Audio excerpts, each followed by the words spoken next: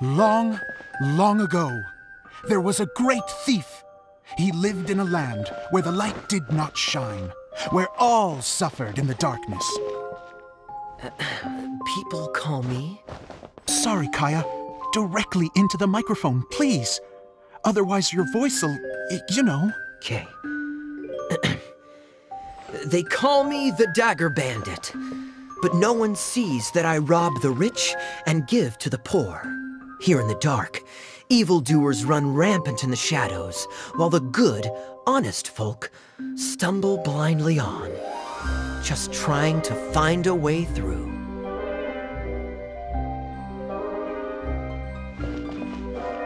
As the bandit brooded, suddenly the world was inexplicably changed as a single star appeared on the horizon and flew across the sky. Traveler, stomp on that movement mechanism in front of you.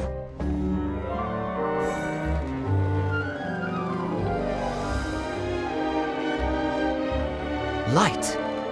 A brief flash, yet enough to illuminate the world.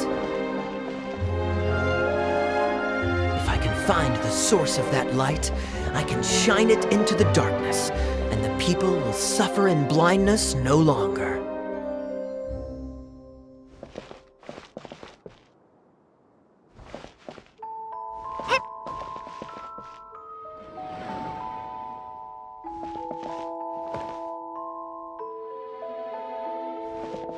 Without a moment to spare, he set off to follow the star's course. All the while, the star kept moving through the sky. Traveler, the star kept moving through the sky.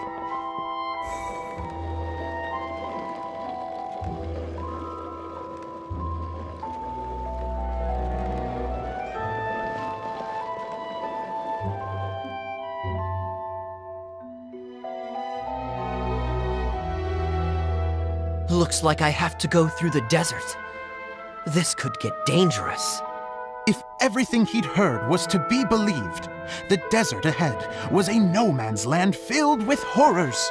Worse still, the star had landed in the most difficult-to-reach location, surrounded by sheer cliffs, but he was determined to press onward. I've come this far, and I'm not about to turn back now.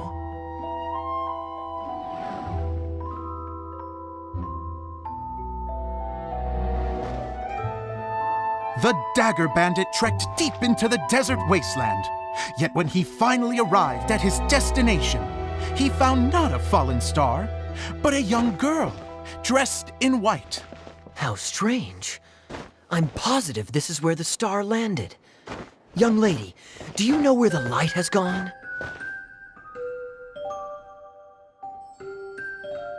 The girl replied, Traveler from afar, the light you seek is only a bottled flame. But the flame has now died, and its light is long gone. A bottled flame? Yes, it was a gift from another. And so, the girl began to tell the story of how the bottle came into her possession. The girl hailed from a kingdom that sat atop the waterfalls. But when the reigning dynasty fell and a new one seized power, she and her people fled for their lives. A thick fog began to fill the air as she made her way through the forest, and dense thickets tried to block her path. There is a mechanism down there that you can press to retract the thicket board below the stage.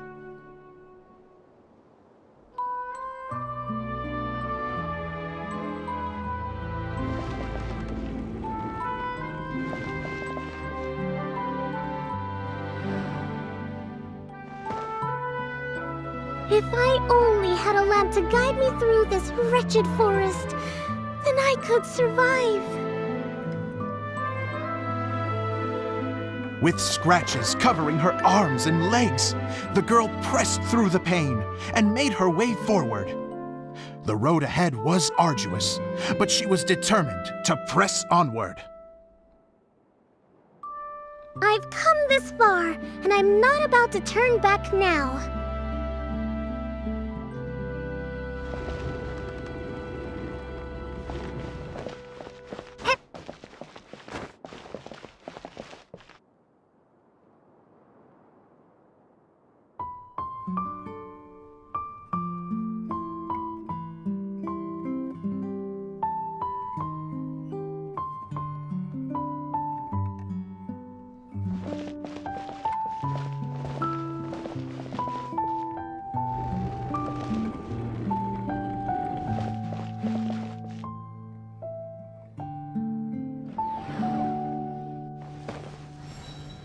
But just as she was drawing near her destination, a huge stretch of thorns and brambles suddenly came into view. Despair set in and began to weigh on her heart. If only someone could help me, I would give anything in return. The girl's heartfelt wish in her moment of desperation did not go unheard. Wait! There's no mechanism for the final thicket! Ugh, I must have forgotten to check those boards. According to the story, those thickets should be gone from the stage now, right? Yes, total oversight on my part. Ugh, what a pain. I can help! Traveler! Catch!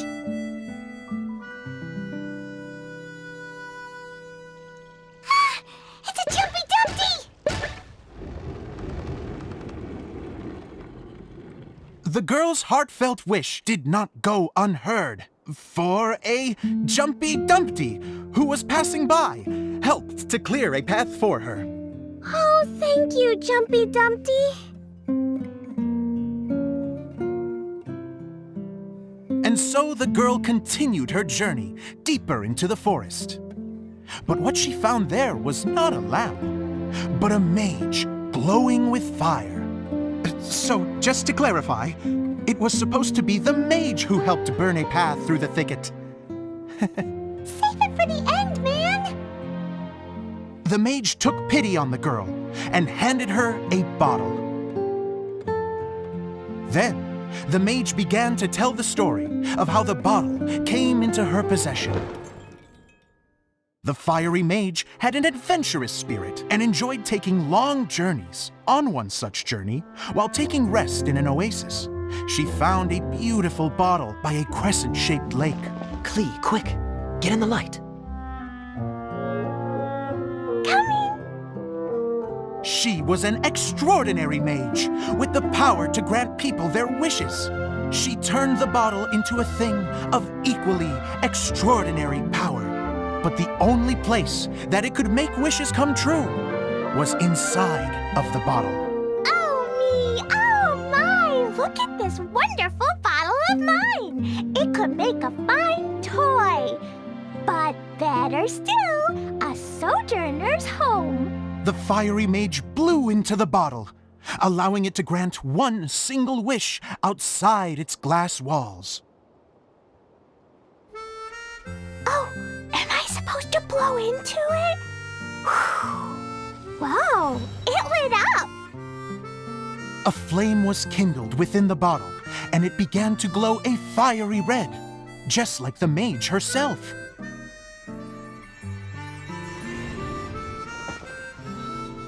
After the mage finished telling her story, she disappeared, leaving only the bottle behind. A magic bottle that can grant wishes. Then I wish to leave this place and go somewhere where no one will ever find me again. And then? The bottle seemed to softly inquire.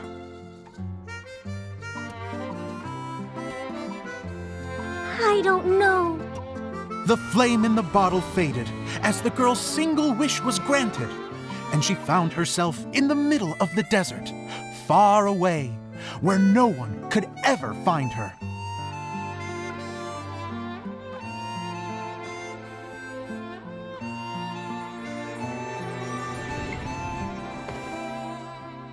When the Dagger Bandit listened to her story, he sighed in disappointment that the flame with the power to grant wishes outside of the bottle had already died.